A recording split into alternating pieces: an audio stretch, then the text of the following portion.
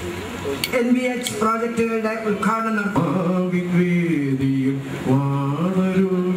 standing committee chairperson Srimathi Sali George, പൊതുമരാമത്തിന്റെ standing committee chairperson ജില്ലാ panchayat president Srimathi Radhavi Nair, ബ്ലോക്കുകളുടെ ഉദ്ഘാടന കർമ്മം ആദരണീയനായ